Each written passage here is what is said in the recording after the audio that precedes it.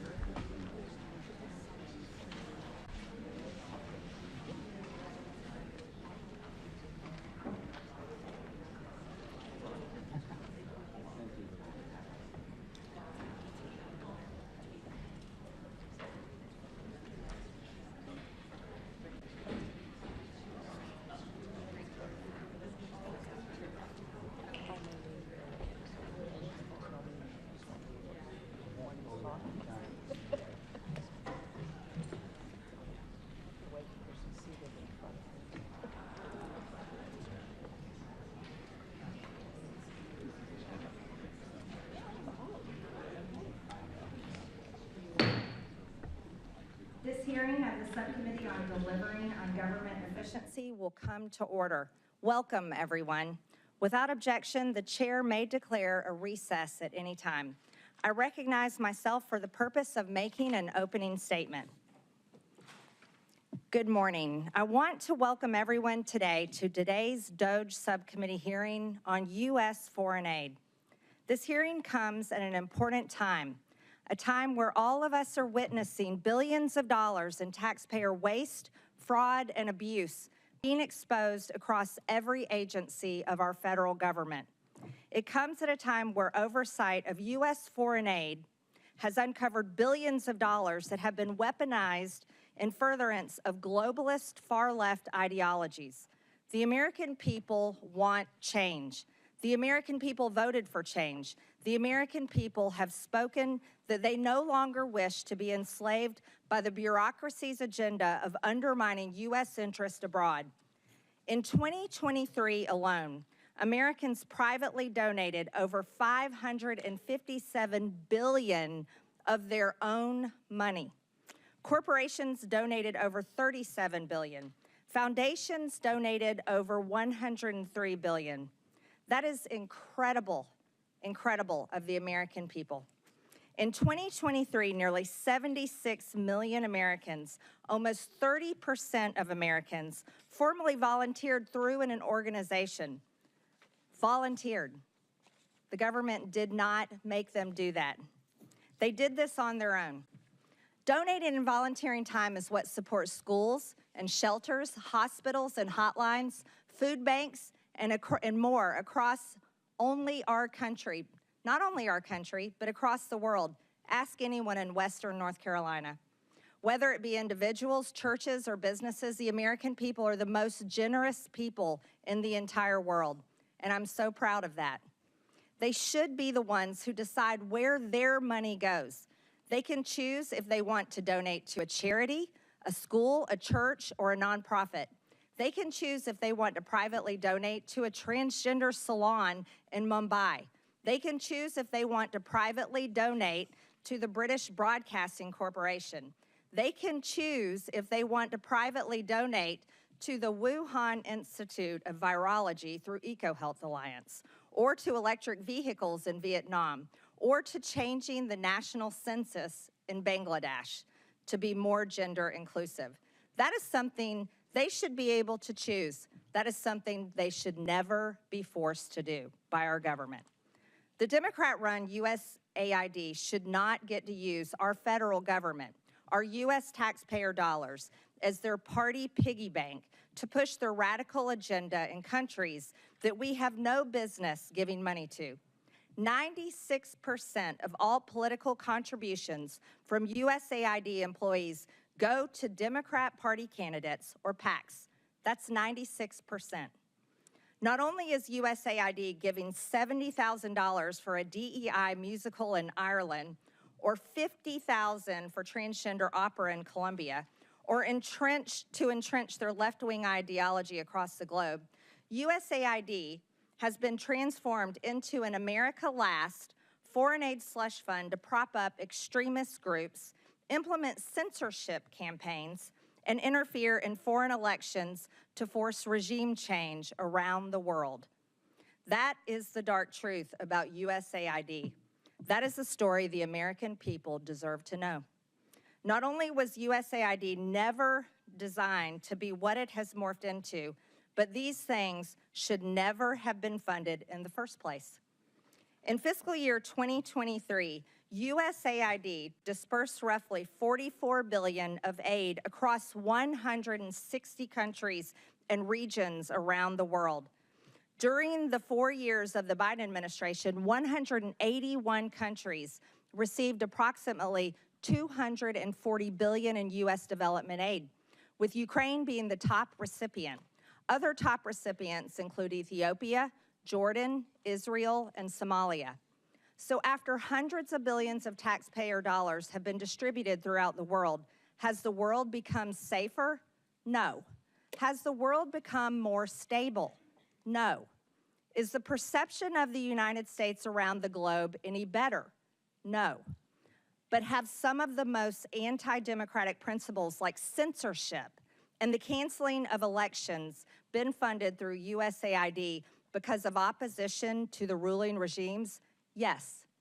Has money through USAID been funneled to terrorists? Yes. Foreign aid from USAID to the UN, particularly the UN Relief and Works Agency for Palestinian refugees in the Near East, is directly funding Hamas terrorists. Humanitarian relief intended for the Afghan people was diverted to the Taliban. Money intended to support democracy is being used as a slush fund for liberal propaganda supporting terrorist, gender ideology, diversity, equity, and inclusion, climate activism, censorship, and regime change. Do you think this is what the American people think of when they think of foreign aid? Absolutely not.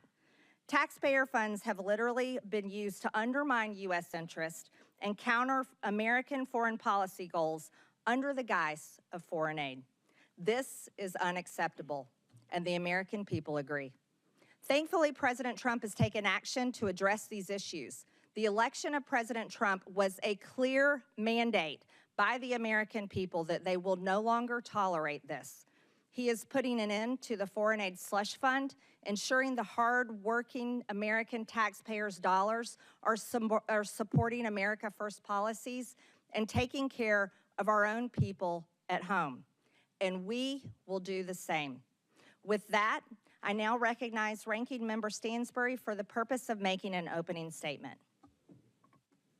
All right, well, good morning, everyone, and welcome to the Elon Musk Chainsaw Massacre, except for this remake of a classic is terrible because it's hurting real people, and its lead character, Mr. Musk, hasn't shown up in front of this committee or Congress at all.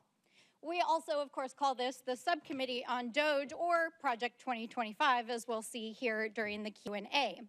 So today, in this hearing on foreign aid, which the GOP has called, you're going to hear all kinds of wild conspiracy theories, accusations, and unfounded data. It's designed to confuse and provide cover for Donald Trump and Elon Musk in their reckless gutting of our foreign aid and our reordering under the Trump administration of international affairs. But before we dive into the details, I want to zoom out and provide some critical context here about why this is happening. So first of all, let's talk about what happened over the last 2 weeks as the administration took an abrupt about-face in international relations after 64 years of USAID and supporting our allies in Europe, turning its back on long-standing allies and now suddenly embracing and enabling U.S. foreign adversaries.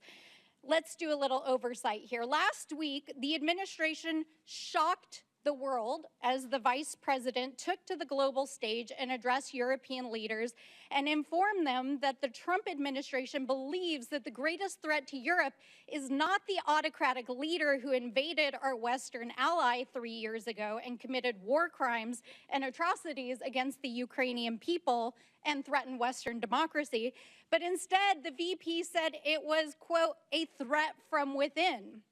He then snubbed our German allies and in an unprecedented move, tacitly endorsed and then met with a far-right candidate from the German parliament who Elon Musk has spent months backing. This is a party that is so extreme that even conservatives in Germany will not form a government with them. Then, over the weekend, Donald Trump went on a wild rant on social media, embracing Vladimir Putin and repeating Russian propaganda, trying to rewrite history and falsely claim that Ukraine started a war against its own people. Then, on Monday, Trump had the United States of America vote against Russia, vote with Russia, North Korea, and China as 4 of the only 8 countries in the world voting in the UN against a resolution supporting Ukraine and affirming Ukraine's sovereignty. When you think about what this means in the context of American history, it's truly astonishing. That same day, which was only 2 days ago, the administration announced that they would proceed with firing another 2,000 USAID workers, even as a court ruled that the administration's dismantling of the aid organization is illegal. And interestingly, one of the main opponents of USAID programs is Donald Trump's buddy, Vladimir Putin. Why? Because among the programs that the U.S. was funding before the funding was frozen was aid to Ukraine, including safe houses on the front lines, a free and open press to help keep people informed what was happening in the war, not to mention refugee resettlement in the United States.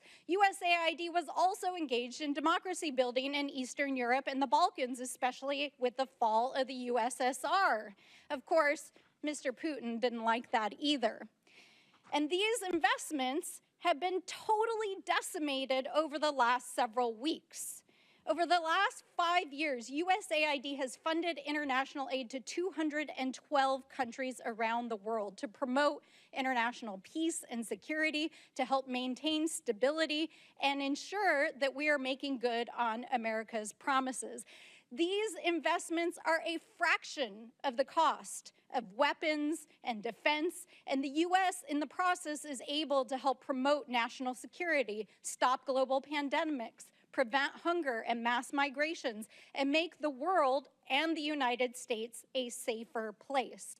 So when we hear conservative allies of Donald Trump repeat wild and unfounded claims about international aid, and we see a coordinated attack by conservative media, think tanks like those who are here today, members of Congress, the administration, we have to ask ourselves, what is really going on here, folks? Why the hell are they so hell-bent on dismantling an organization that has been so vital to American interests and Western democracy for so long? Over the last several days, they have fired thousands of federal employees. It really does make you wonder, doesn't it? And by the way, while they've been doing that, China has actually moved in already to places in South Asia that had their funding cut and is beginning to replace American diplomacy and aid in those places. So as we listen to this hearing today and hear from our witnesses, which I look forward to, I hope that we can get to the bottom of what is actually going on here today. And with that, I look forward to hearing the testimony. January 24th, Secretary of State Marco Rubio gave an order that came with a waiver for emergency food assistance, which was broadened even further several days later for life-saving services. Secretary Rubio has stated very clearly, we have a blanket waiver, and anybody who tells you they don't understand it, let me repeat it in very simple words. If it saves lives, if it's emergency life-saving aid, food, medicine, whatever, they have a waiver. I don't know how much clearer we can be, and if we're not applying it, then maybe we're not a very good organization, and maybe they shouldn't be getting any money at all. Additionally, in-kind food assistance purchased from U.S. farmers is continuing. I'm pleased to introduce our witnesses today. Max Primorak is a senior research fellow at the Heritage Foundation's Margaret Thatcher Center for Freedom. He has more than 30 years of international work experience, including as acting chief operating officer at USAID and as a USAID contractor. From 2018 to 2019, he was an administration envoy to Iraq, overseeing a $400 million genocide recovery initiative to facilitate returns of Christians and other persecuted religious minorities. Greg Roman is the executive director of Middle East Forum. He is a frequent commentator about Middle East affairs on both national and international news channels and studied national security and political communications at American University and Interdisciplinary Center in Herzliya. Tyler O'Neill is senior editor at The Daily Signal and author of The Woktopus, The Dark Money Cabal Manipulating the Federal Government.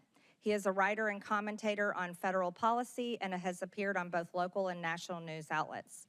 Finally, Noam Unger is the Director of Sustainable Development and Resilience Initiative at the Center for Strategic International Studies and a senior fellow with the Project on Prosperity and Development.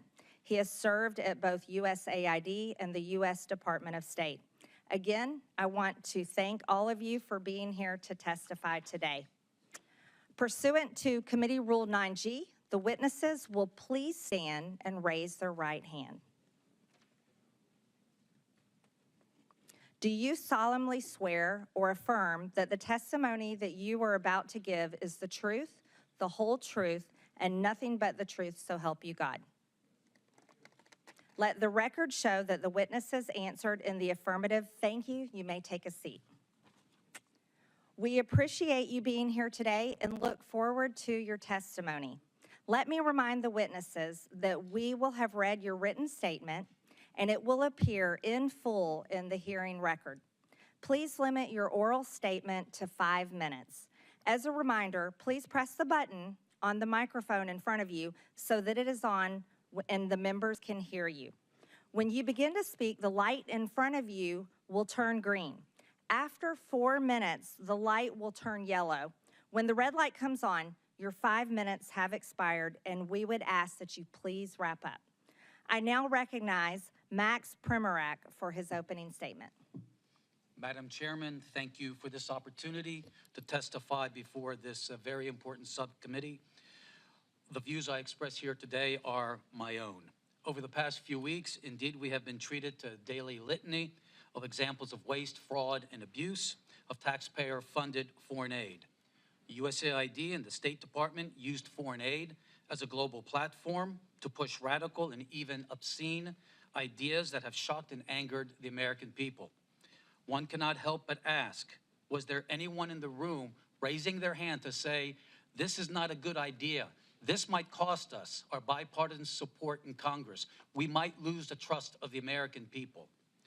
Yes, foreign aid should be a tool to advance our national security interests. In the past, it did. Today, it does not. Frankly, it has been doing harm. While spending more on aid, there is more world poverty and hunger today, more political instability, and developing countries are more beholden to our adversaries. At USAID, I co-chaired an interagency working group that put all aid projects through a counter-China lens. That was dismantled. Instead, the Biden administration wasted billions of dollars on a global green agenda that forced poor countries to rely on China for their energy needs. These countries sought more trade with and investment from the United States to bind our countries closer together. Instead, they got transgender, diversity, and abortion programs that have alienated billions of people. Despite what we hear in the media, there is no linkage between how we do aid and our national security. South Africa has received billions of American aid dollars, yet is China's main Africa partner. South Africa is the S in BRICS. It supports Hamas and Iran and opposes us at every turn at the United Nations. Last summer, Mozambique and Tanzania, other large aid recipients, conducted 2-week military exercises with the People's Liberation Army, expanding Communist China's power projection to the lip of our Atlantic Ocean. 19 of the top 20 USAID recipients are members of China's Belt and Road Initiative. While acting Chief Operating Officer at USAID, I approved strong vetting policies for our humanitarian assistance in countries swarming with terrorists. That too was ignored by the Biden administration.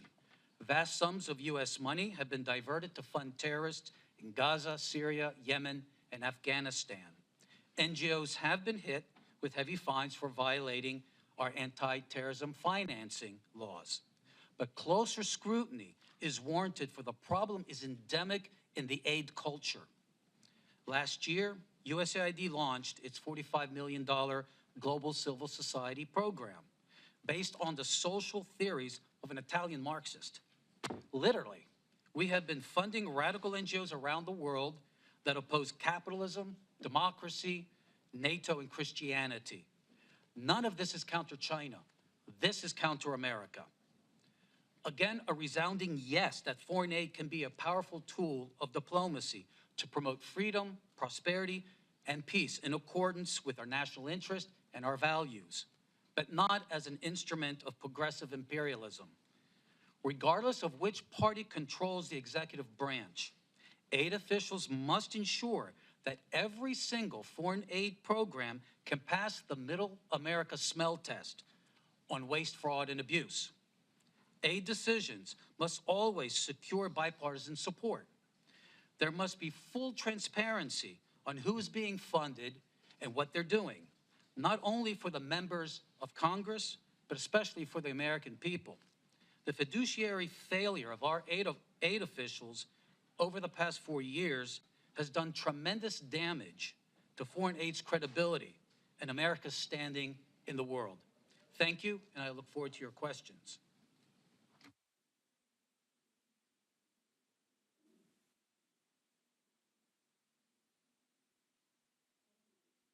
Thank you. I now recognize Greg Roman for his opening statement.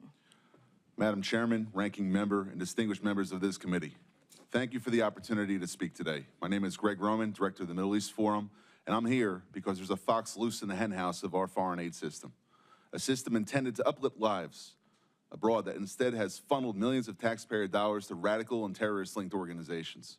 If we don't fix these fences now, we risk fueling violence against our allies, our troops, and potentially ourselves. Let me be clear.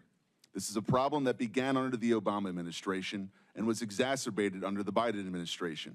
It's a problem that has been brewing across both of these 12 years of governance by a bureaucracy so insulated it can't always tell teachers from terrorists. The result is moral confusion among grant officers who unwittingly, and in some cases, may intentionally bankroll extremist causes.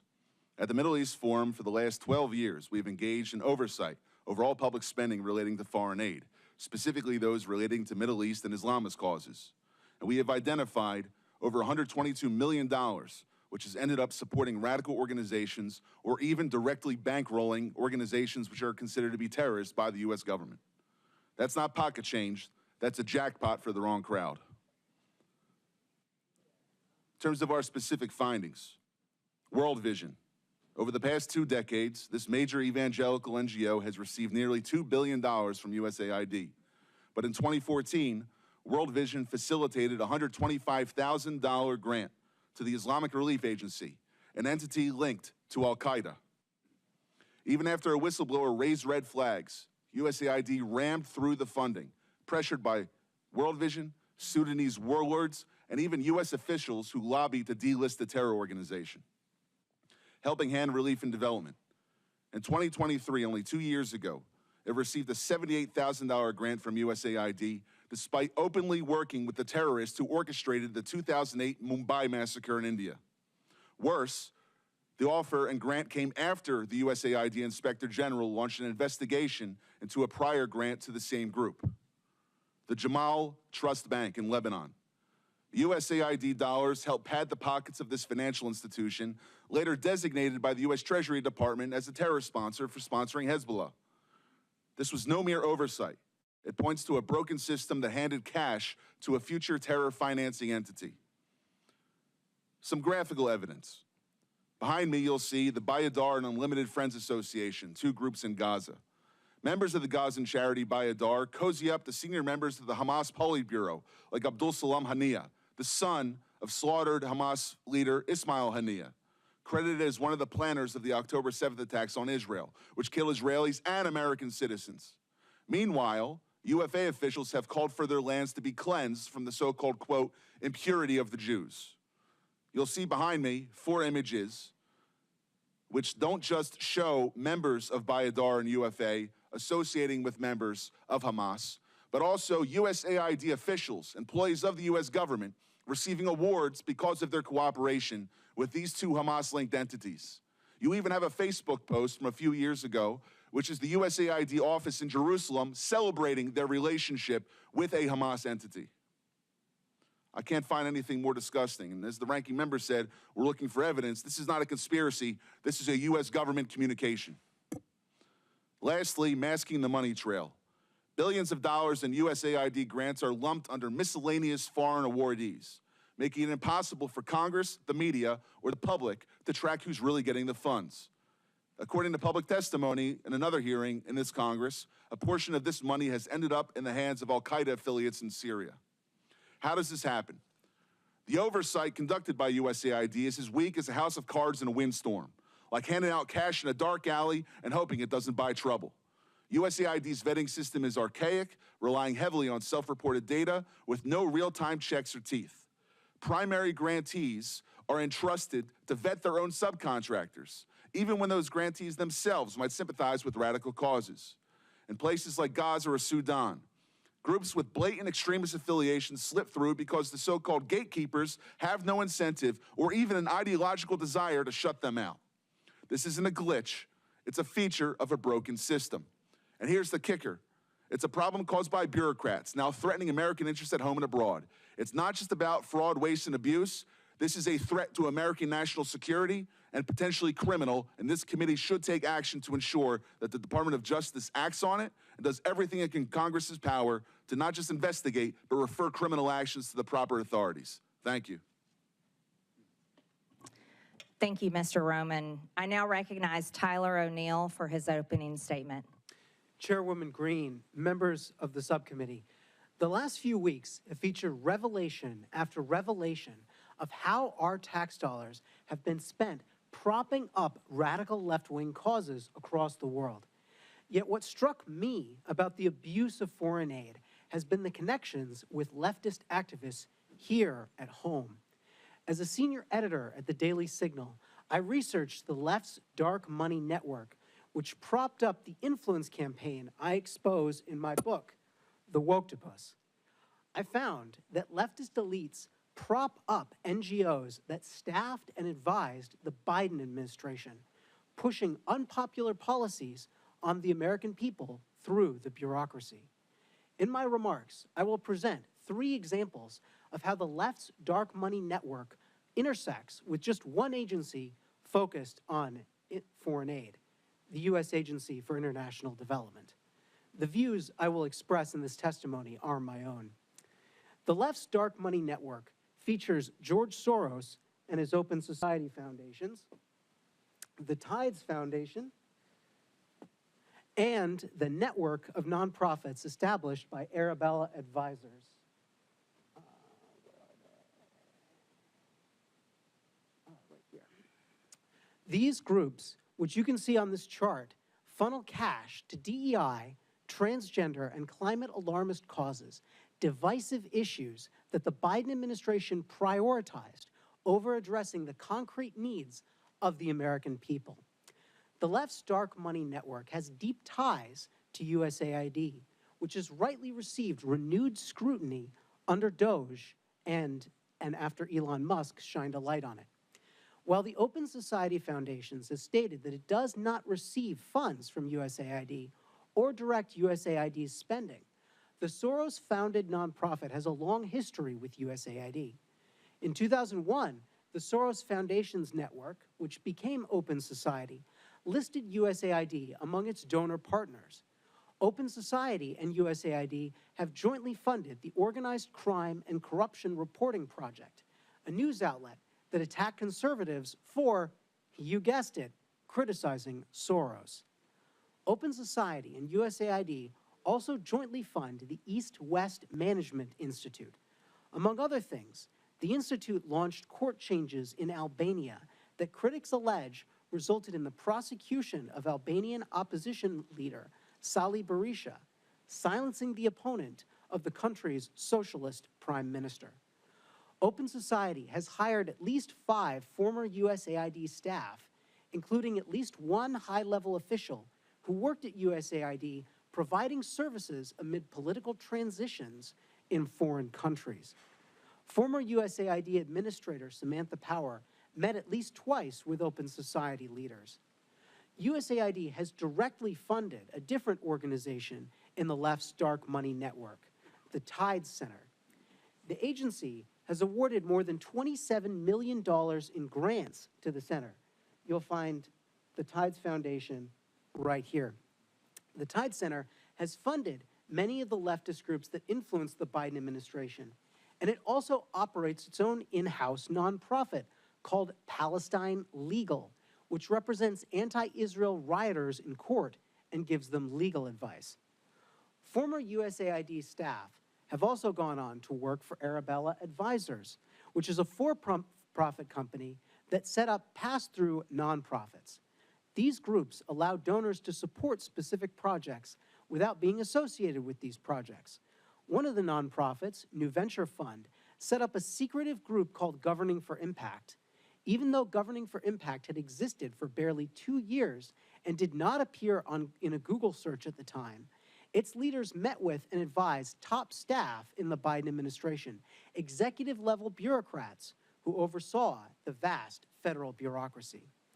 Leaders of the Rockefeller Foundation, another funder in the left's dark money network, previously held roles at USAID, including the former administrator, who now serves as the foundation's president. Other USAID staff have gone on to work at the nonprofits that staffed and advised the Biden administration, including the Center for American Progress, the Human Rights Campaign, and the American Civil Liberties Union.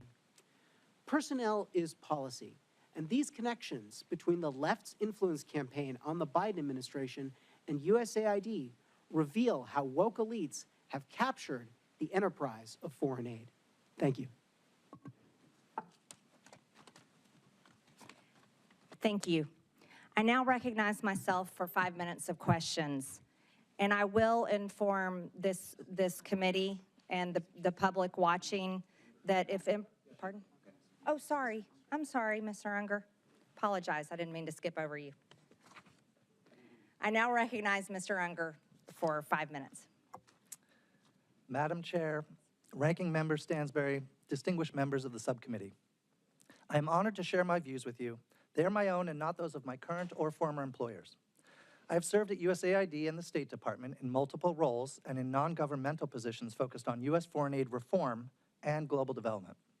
My government service took place during the administrations of Presidents George W. Bush, Barack Obama, and Donald Trump.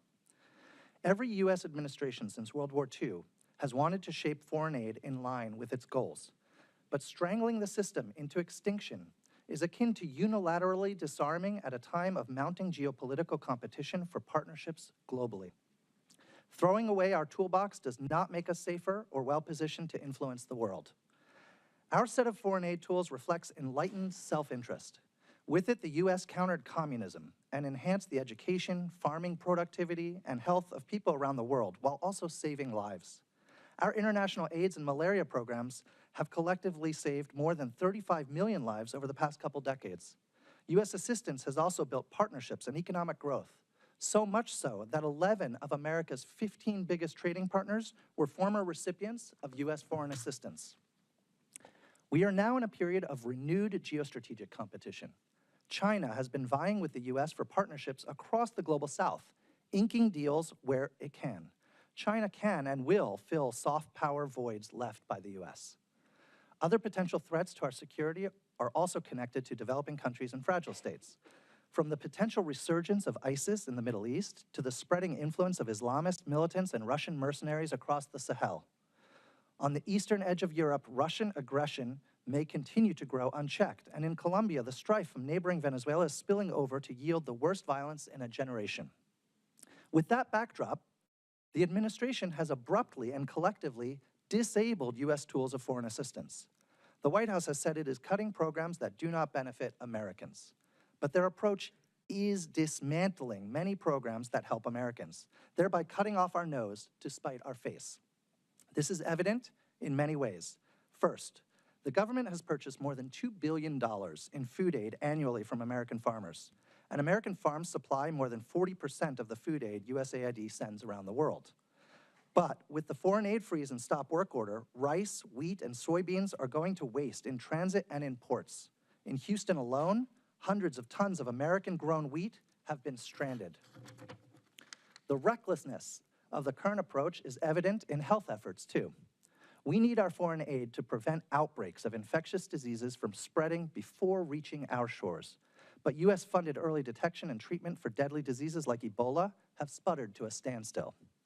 Even where very few waivers have been issued for some life-saving assistance, reports from implementers indicate that few, if any, programs have actually resumed due to payment systems not functioning and USAID staff layoffs. It is also counterproductive to eviscerate programs focused on other transnational concerns, ranging from conflict and corruption to migration and the trafficking of people and drugs. This unserious review process is additionally causing our government to be tied up in court cases that may drag on for years and prove costly in connection to broken contracts and potential violations of law. These losses are unnecessary, even if, or perhaps especially if, you believe, like I do, in the need for reforms. It is critically important to be able to differentiate between waste and congressionally appropriated projects that may reflect different policy priorities. Waste is the food rotting in ports. It's the purchased medicines that cannot be distributed. It is the cutting of programs and firing of people that then, in turn, prevents this administration from being able to meet its own foreign policy goals. Going forward, Government will need an oversight approach to programming that includes the following. 1, a congressional notification and review process so committees can pause or halt projects. 2, implementing partners should undergo audits and submit detailed plans and quarterly expenditure reports. 3, in highly insecure contexts, there should be a vetting of key program staff against classified counterterror databases before U.S. dollars are spent. And 4, an inspector general should be empowered to conduct investigations and other activities to help identify, prevent, and punish any proven misuse of taxpayer funding. The issue before you today is that these elements are precisely the safeguards that have already been in place at USAID. But the staffing to carry it out has just been gutted. By destroying this system of oversight, the administration has done more damage to effective programming than any specific project failures critics of foreign aid may choose to highlight. We should all care about foreign aid. We should care enough to make it better, not kill it. Congress has a role to play. Thank you. Thank you, witnesses, for your testimony. Again, Mr. Unger, I apologize. We can also confirm the World Program posted that the recent pause concerning in-kind food assistance to WFP has been rescinded. This allows for resumption of food purchases and deliveries Madam Chair? using USAID. Madam Chair, are we going member to member, or do you get to make a speech in between each witness? If you're going to offer evidence or you're testimony, you're not you should recognized. be in the clock. You're not recognized. It's Sure I my am. time. Sure I am. I now recognize myself for 5 minutes of questions. And this committee, based on this hearing and witness testimonies, will consider recommending investigations and criminal referrals. When Joe Biden was president, his son Hunter was on the board of a Ukrainian energy company called Burisma. The prosecutor general of Ukraine at the time, Viktor Shokin, was investigating Burisma for corruption. Biden threatened, and is on video, to withhold $1 billion of USAID grant to Ukraine if Shokin wasn't fired. Mr. Primorak, is USAID supposed to be used as leverage by a president to protect his son? No, we call that corruption. Mr. Primorak, in your estimation, roughly what percentage of USAID funding is doled out to bad actors or to efforts that don't have the best interests of Americans in mind?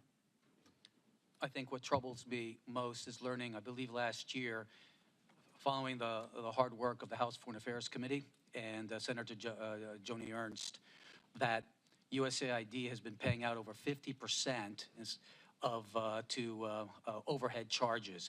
The Office of Inspector General of USAID criticized the agency for not knowing the overhead charges being handed out to all of these actors for $142 billion of disbursements. That is extremely troubling. Yes. Mr. Primorak, Samantha Power, Biden's USAID administrator, openly spoke about her agency's efforts to promote democracy around the world. In your estimation, Mr. Primorak, is that what she was doing? If not, what was USAID doing during the Biden administration? Let me cite the Holy Father, Pope Francis, who accused USAID and other donors of promoting ideological colonization, pushing a radical ideology onto the developing world that is anti-family and anti-life. It has been asserted that USAID spent tens of millions of American taxpayer dollars to promote propaganda in Brazil in the lead up to the Bolsonaro-Lula election in 2022. It has been claimed that this funding was used to pass censorship laws and silence Bolsonaro's online presence, and even bar him from running for office in the future. Mr. Primorak, can you offer any insight into these allegations, or at least comment on whether the U.S. should play a role in toppling democratic processes around the world? I think what we saw was USAID weaponized by the Biden administration and by Samantha Power to attack any party that was conservative. It just didn't happen in Brazil. It also happened, for instance, in very pro-America, Poland and Hungary as well. One of the most extensive examples of regime change operations fueled by USAID is that of their role in the Syrian civil war aimed at toppling Bashar al-Assad. Reports from DD Geopolitics and other sources estimate that USAID funneled over $15 billion into Syria over a decade, covertly funding opposition groups, mercenaries, and anti-government networks under the cover of humanitarian aid.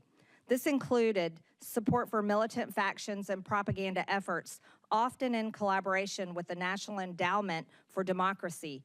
The operation culminated in Assad's overthrow in 2024 by Western-backed groups, with USAID's financial trails documented in congressional budget reports and criticized by Syrian officials as interference masked as assistance. Mr. Roman, do these kinds of activities carried out by an American agency make Americans safer at home, or do they risk embroiling us in more deadly and costly foreign conflicts? When the agency is doing it according to the way in which represents American national security interests, it's correct. But when it's abused for political purposes, ideological umbrage, and sponsoring Islamism, which is inherently anti-American, it is the worst exhaustion of American taxpayer money that can be thought of, especially when it leads to the loss and danger to American lives. In 2014, during the Euromaidan uprising in Ukraine, which led to the ousting of President Viktor Yanukovych, USAID is estimated to have spent billions of dollars on civil society initiatives that were allegedly designed to destabilize the pro-Russian government. USAID specifically funded NGOs and media outlets that amplified the anti-Yanukovych sentiment in an effort to align Ukraine more closely with the West. We also know that 9 out of 10 of Ukraine's major media outlets receive funding from USAID. Mr. Roman, should Americans' tax dollars be funding propaganda? When it's pro-American propaganda, yes. But if it's supporting another regime which is inherently anti-American, no, it should have no involvement with that, which is the pattern we've seen under the Biden and Obama administrations. Thank you. I now recognize the ranking member for 5 minutes. All right, well, thank you everyone and good morning. I appreciate that this committee is going to shed some light on what's going on at USAID, but I do really wish that our friend with his golden chainsaw would drop on by because, you know what, Mr. Musk, we really would like to know what you're up to. And so far, our friends across the aisle have shielded you from appearing in front of Congress. So come on down, bring your chainsaw. We'll be happy to host you. Let's dive into some of our questions with the witnesses here. Mr. Primorak, I appreciate your federal service. Thank you for serving as a Fed. I hope that you do not share some of the same sentiments we've heard here in Congress over the last several days, that our federal workers are somehow enemies of the state, but in fact are selfless, dedicated individuals who serve our federal government and dedicate their life to this work. And I understand that you were the author of the USAID chapter, Project 2025. Is that correct? Yes, that is correct. And I was intrigued to read it last night because there was a number of things that I agreed with, both in your testimony and in the chapter. In fact, some of the things that I agreed about are that U.S. foreign aid is a powerful tool, that it should align with national security interests, that we should not be empowering foreign adversaries. And I, too, am also deeply concerned about autocratic regimes like our adversaries in China, who are aggressively investing in soft power at the expense of the United States. And I also agree strongly with all the witnesses that we need reforms to our foreign aid, that we need more oversight, vetting, auditing, and inspection of what is going on. However, and I recognize that, Mr. Primorak, you didn't really touch on this in your oral testimony here today.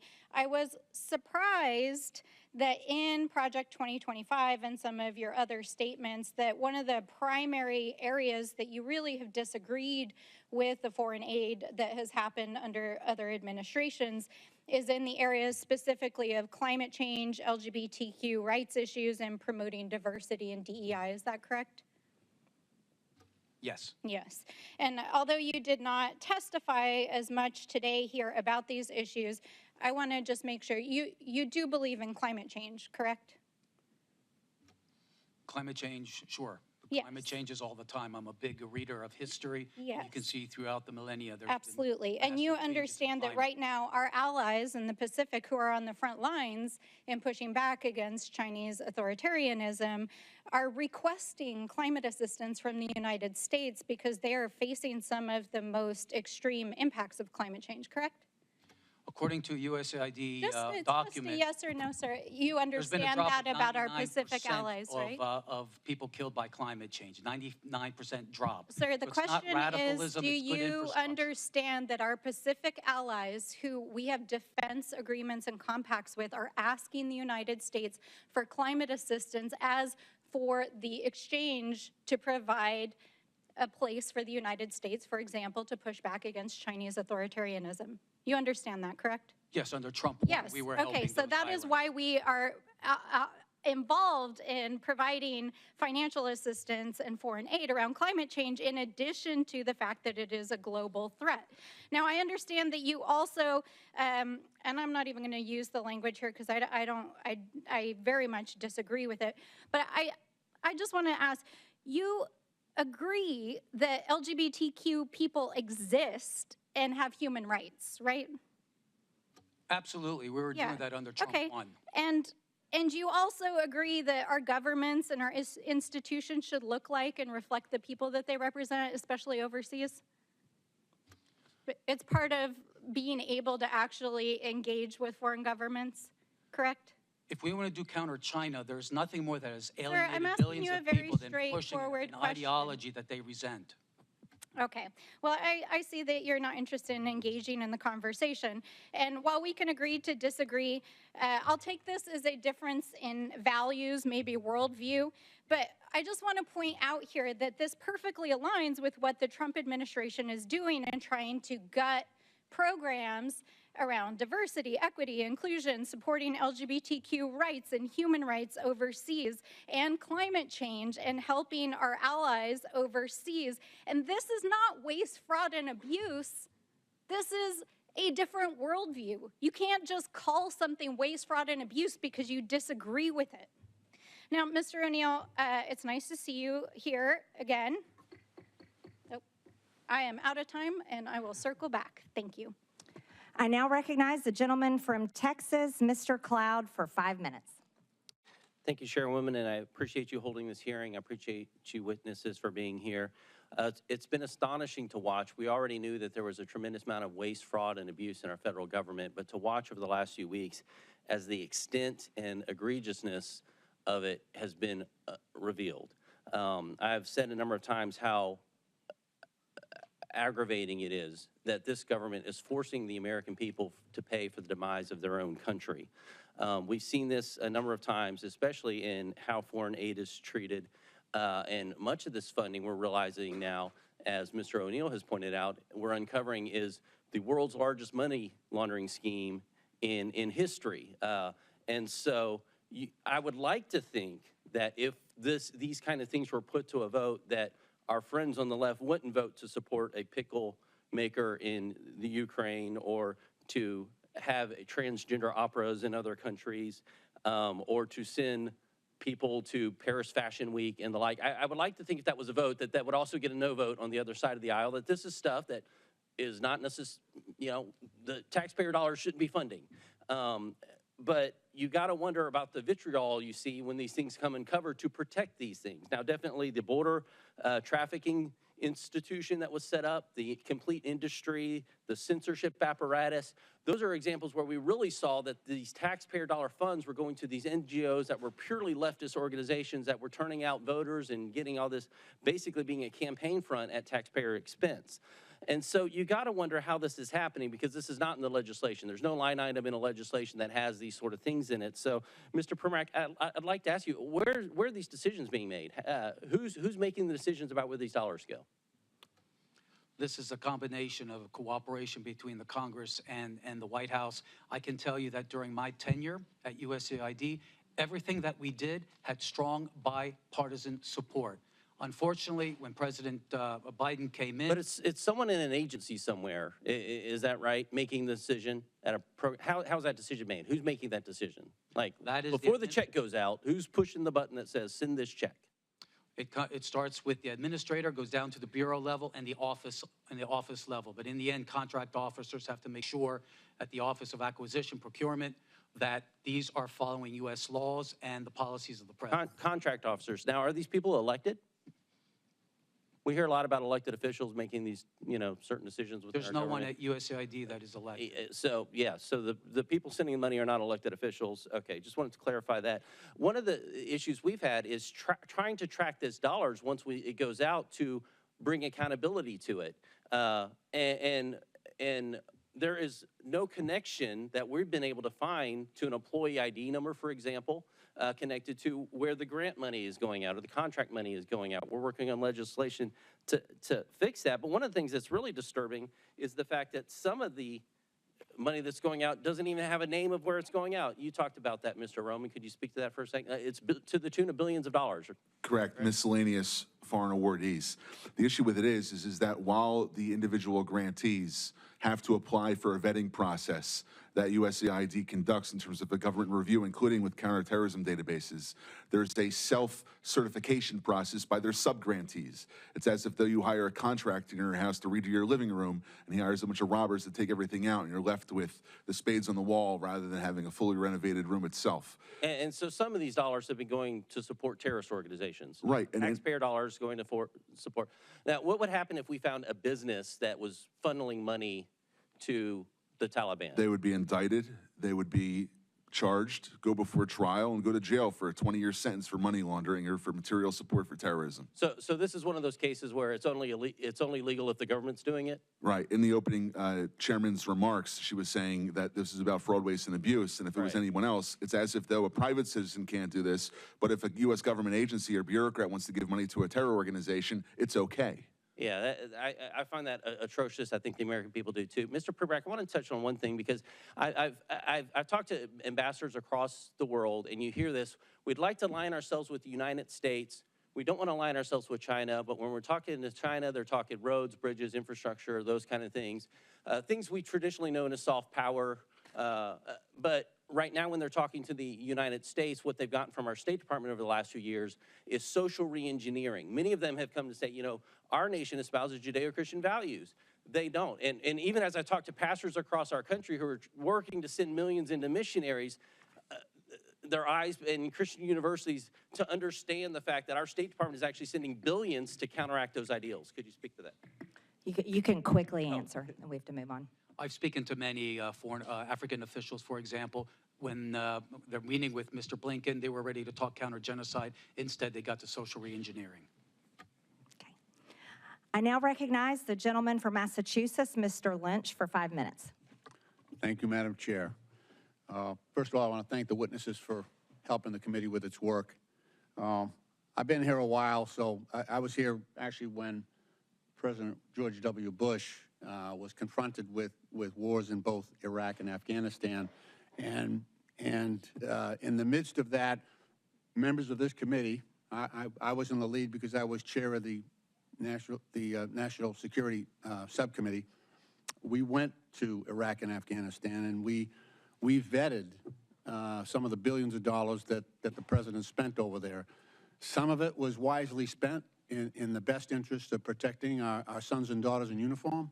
Others purely wasted that I think fell into the hands of our enemies. I think that has been true of every administration that has tried as they might to strengthen America's national security by investments abroad.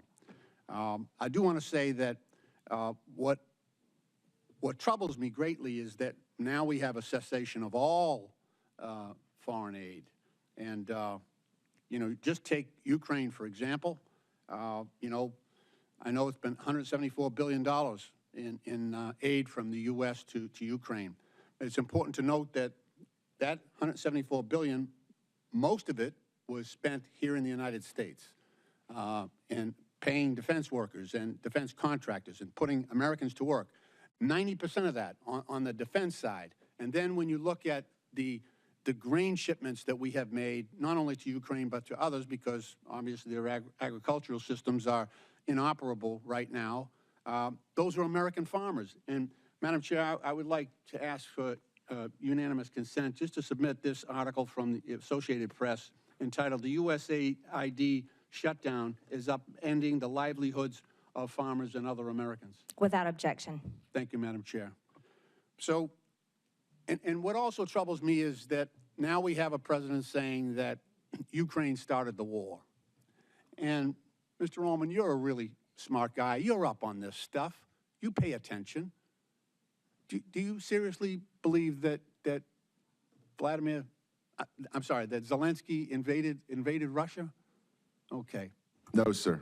Okay. I'm just happy to hear say that. I expected that, but look, members on this committee, some are new, so some weren't there, but we all sat in classified briefings for months where our defense and intelligence personnel would brief us and say, okay, this week, Vladimir Putin is moving his armored divisions from Vladivostok in eastern Russia, 4,000 miles, and positioning them in front of the Ukraine border, anticipating an invasion.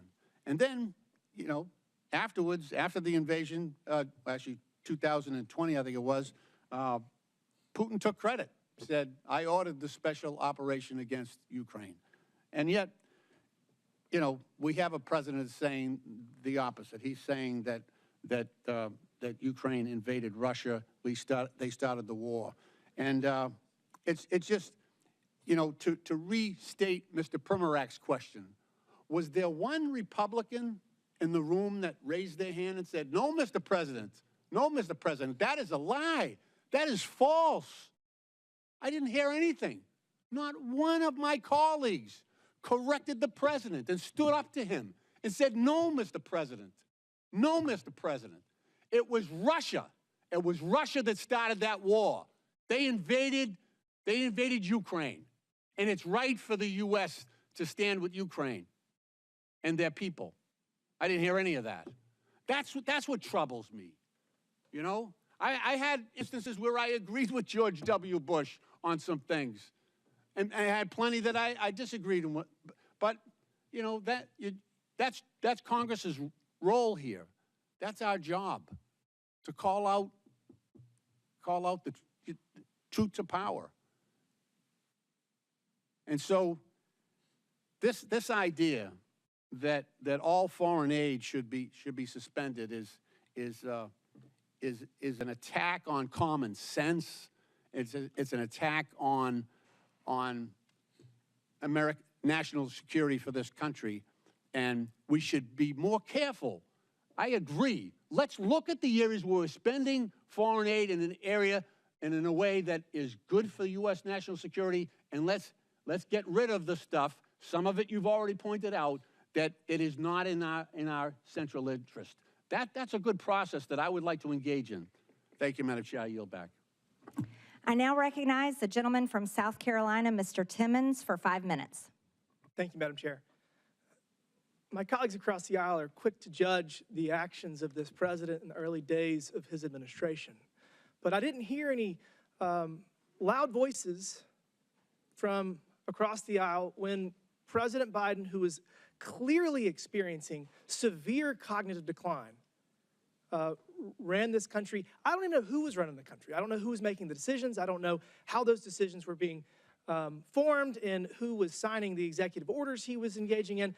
You know, so it's just very rich that I'm hearing all of these concerns about President Trump's efforts to negotiate peace in Ukraine and the manner in which he's going about it. And I hate it, but I think I have to set the record straight, because President Trump and his team went to Munich to the security conference just weeks ago, and they were engaged in diplomacy. They were trying to create an opportunity for the United States to have a financial and economic interest in the future of Ukraine. And that was through a minerals deal. The U.S. has a strategic interest in having a long-term supply chain for rare earth minerals. And so President Trump said, we can get on board with this. Let's do this. It might not be the NATO membership that they want, but it's a close second. And so your concern is related to those conversations, because Zelensky originally said, yes, let's do it. That sounds like a good deal. And then within 24 hours, he backtracked. He did a 180. And he actually started disparaging President Trump. And he was disparaging the administration. So, yeah, President Trump, said some things and tried to create pressure to then bring Zelensky back to the table. Whoa, guess what? Guess who's on the way to Washington to sign the minerals deal? So I get it that my colleagues across the aisle want to throw stones at everything that President Trump does. My favorite was when President Trump was engaging with Canada and Mexico, and the Democrats didn't even have time to throw stones at his attempt to bring them to the table, secure their side of the border, because it only took them 4 or 5 hours to come to the table. The articles hadn't even gone to print yet. So look, President Trump is going to negotiate peace in Ukraine. He's going to bring all of our hostages home in Gaza, and he has deserved the leeway. Now to the issue at hand, USAID. 77 million people voted for President Trump because we are out of balance. The Biden administration, whoever was running the show, engaged in ridiculous policies that the American people disagree with, whether it's with DEI or trans policies, whatever it is. We're turning the page, and we're not going to abdicate our leadership in the global community. We're going to hit reset because we are so out of balance that all we can do is go to zero and then build back, because we're not going to spend $2 million on sex changes in Guatemala or $32,000 for a transgender comic book in Peru. These are ridiculous policies that the American people have overwhelmingly said they do not want. So, Mr. Roman, to the issue at hand, how do we make sure when we get our foreign aid back running that we don't give money to terrorists? That's a great question. So there's 4 recommendations that I would offer. The first is no more miscellaneous listings, as we had heard from the gentleman before. We have to use public vetting processes that require complete transparency, encourage independent audits, and mandate Can we go strict back screening. to that? Why did we not have transparency before? I have, for the last 18 months, been trying to get information about a grant made to what we believe is a Hamas affiliate, and the Freedom of Information Act Department, or the Freedom of Information Officer at USAID, has stonewalled me for the last year and a half. And this goes back all the way to 2015. It's as if bureaucrats think they know better. Bureaucrats think they know better. Guess what? We're going to create transparency across all of government. And that is what President Trump is doing through Elon Musk. Elon Musk has been asked by the president to serve, and he is going to bring transparency not just to USAID, to every single nook and cranny of the government, because that is what the American people want. And it's 2025. We have the ability to do that.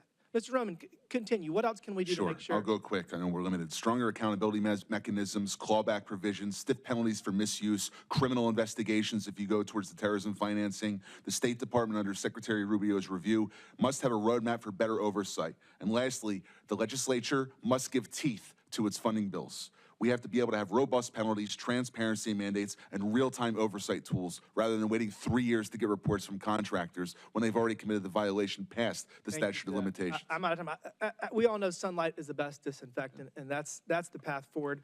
With that, Madam Chair, I yield back. Thank you. A member of the public audience made an obscene gesture. It was caught on camera to a member of Congress. I would like to remind everyone in the hearing room to follow the rules of decorum. Capitol Police will now remove the offender, and I expect members of the audience to maintain decorum. We'll take a pause for a brief moment.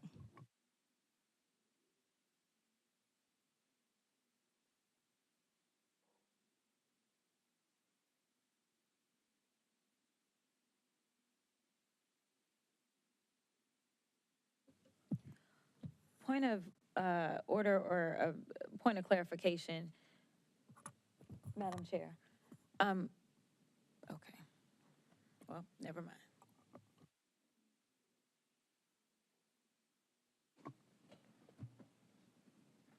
Do you have a parliamentary inquiry? Nope. Okay. I'm okay now. Okay.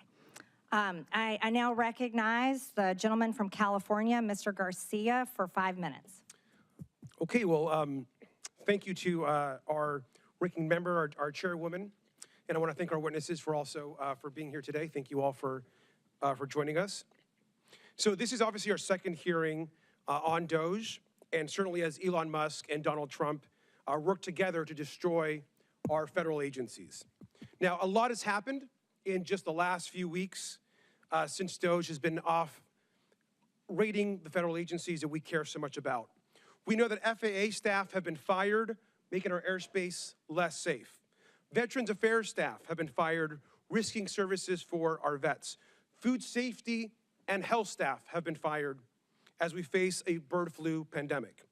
And all of our agencies have been thrown into chaos by Elon Musk's emails demanding, of course, that federal workers respond to what they're doing in the last week, which he's now had to, of course, retract. Now, we're here today to discuss Elon's attack on foreign aid, which has been severe. And I want to also bring, again, this is a pic of co-president Elon Musk, who, of course, is leading DOGE. And I brought this pic, of course, to our last hearing. And I know some folks were upset by it. But just to be clear, we know that Elon Musk is dangerous, he's incompetent, he's chaotic, and he's killing programs that we rely on. We know that he's helping to push through massive cuts to Medicaid that could rip healthcare away from millions. He's pushing tax cuts that will benefit him and his billionaire friends. And he is causing real harm to federal workers. Now, some of Mr. Musk's most damaging actions have actually been towards USAID, which we're discussing today. Over 14,000 adults and 1,500 infants have now been estimated to have possibly died because of the Trump administration's attack on AIDS treatment programs that are actually ongoing, as we know. They're hurting real people and damaging our national security. Now, if you look at this chart, and you look at all spending in the government, and you want to look at foreign aid, of course, of which USAID is a part of, it's less than 1% of our total budget. USAID spends around $40 billion per year. Around $40 billion per year of this entire federal budget. Meanwhile, other parts of the budget, including, for example, the Defense Department, spend almost 16% of all federal spending in fiscal year 2025. In fact, about half of other discretionary spending in this chart. Now, the Department of Defense is the only agency to never pass an audit. USAID actually passes audits all the time. And yet we're attacking the one agency that actually is able to pass an audit while we leave untouched the agency, of course, that can't even pass an audit. Last year, the Department of Defense failed to account for 63% of its assets. Trillions of dollars worth of equipment haven't been properly documented. And it's not just their failure to pass an audit. I want to just quickly ask about some key programs that are over budget and behind schedule. This, of course, we know here is the F-35 fighter jet. Will cost us $2 trillion over the course of its life cycle. These planes are often delivered late. They often cannot fly. And right now, we know that the F-35 is $183 billion over budget. Mr. Unger, which is more, the $183 billion cost overrun of the F-35 or the entire USAID budget? The former that you mentioned, sir. And this is the Littoral Combat Ship. The Navy, by the way, thinks this is basically useless in actual combat. Could have a lifetime cost of over $100 billion, according to ProPublica. Mr. Unger, that's also way more than the entire USAID budget, is that right? Yes, way more. Thank you. And I also want to just ask you about the Central Intercontinental Ballistic Missile Program, which has seen its costs soar over 81% during its program cycle. It costs $141 billion with cost overruns and soaring program cost. Mr. Unger, you know what I'm going to ask you, but is $141 billion more than the entire USAID budget? Absolutely. Mr. Unger, Elon Musk and his companies have received about almost $40 billion in government contracts, loans, subsidies, and tax credits. That amount, that roughly $40 billion, is basically enough to run USAID for an entire year. Is that correct, Mr. Unger? That is correct for USAID's budget and the programs that it manages. The majority isn't talking about Elon Musk programs or asking them here to testify. They're attacking USAID and are supporting a billionaire who gets richer every single day. We got to push back every single time, and with that, I yield back. I now recognize the gentleman from Tennessee, Mr. Burchett, for 5 minutes. Thank you, Chair Lady. Mr. Roman, are you aware that we are sending $40 million a week to the Taliban? Yes, sir. Can you name other instances of foreign aid going to terrorist organizations? We have assisted al-Shabaab in Somalia. There's been instances of the Hamzi network in Sudan, Hamas, Islamic Jihad, Hezbollah, Kataib al-Hezbollah, Hayat Tahrir al-Shams in Syria. Dozens of terror organizations have received indirect assistance from U.S. foreign aid.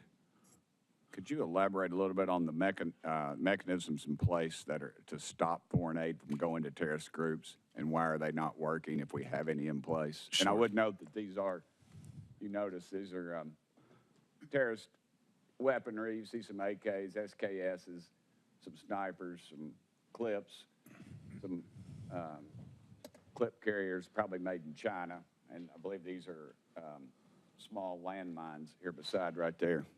Let's use Gaza as our case study. $2.1 billion in American taxpayers' money to Gaza since October 7th when Hamas invaded southern Israel. USAID money was going in terms of an emergency use authorization to try to go to parties that USAID formerly had a relationship with in the Gaza Strip.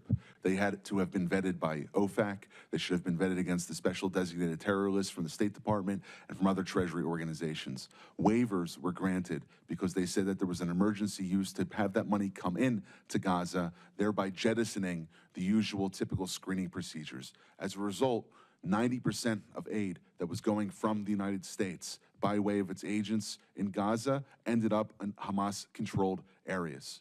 And this is ridiculous.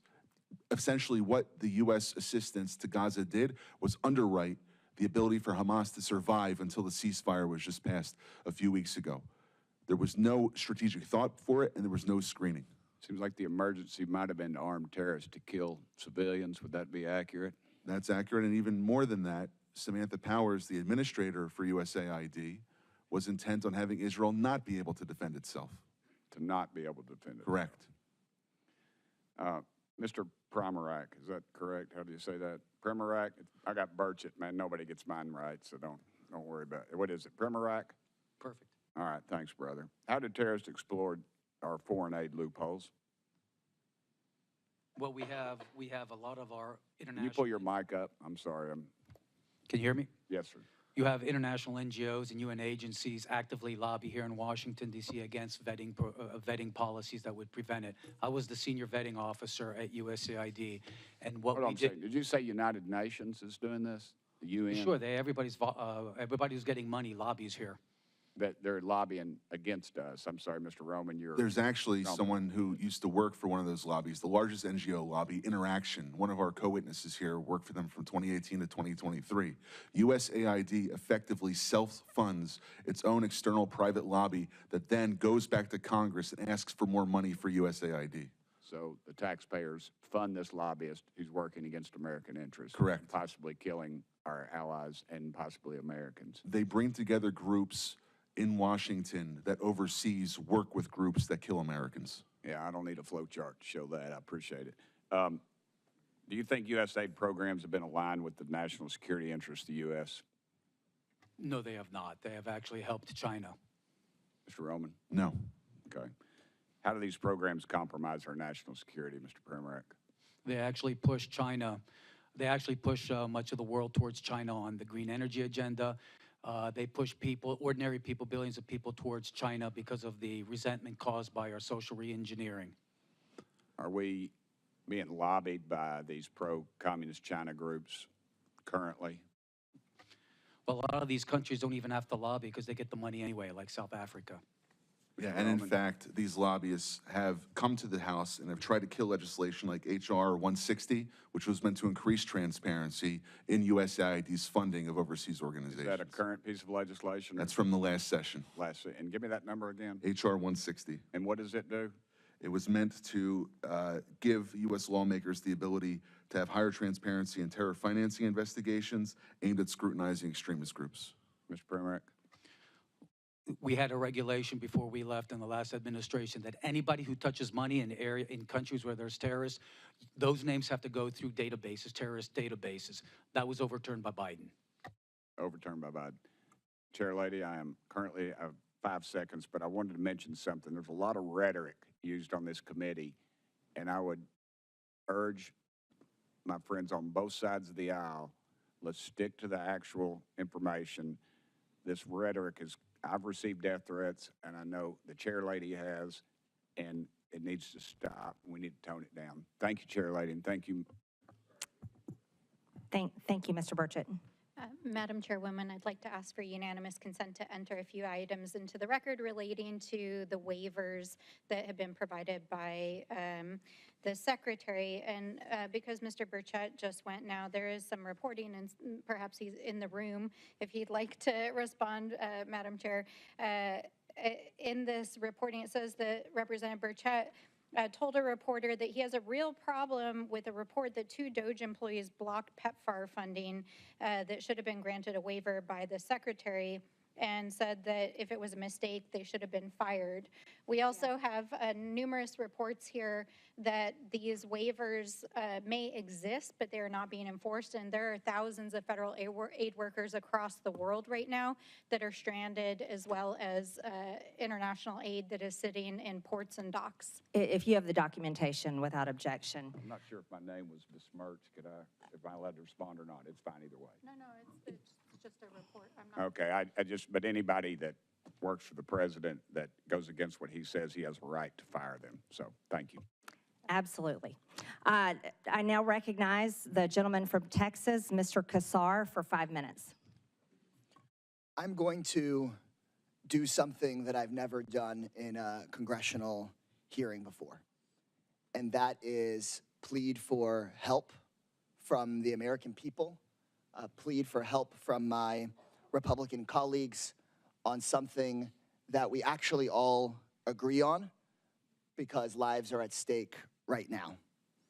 I'm going to start by describing the facts on the ground. Millions of people are at risk of dying of starvation in areas of the world where Democrats and Republicans have already agreed and committed to feeding them with American-grown food for humanitarian reasons and for global stability. But yesterday, I spoke with people in charge of warehouses in Sudan and Ethiopia, warehouses full of food, but because of DOGE, that food is trapped in the warehouse, out of reach of starving and dying moms and kids. In those 2 countries alone, 150,000 children and moms are at risk of dying this month if that food is not delivered from the warehouse to them right up the road. Everyone agrees that's not supposed to happen. Republicans voted for this food, and Democrats voted for this food to get out. Secretary of State Marco Rubio says the food should go out as part of his life-saving waiver. DOGE Chairwoman Marjorie Taylor Greene started this hearing by saying that life-saving food programs should still be running.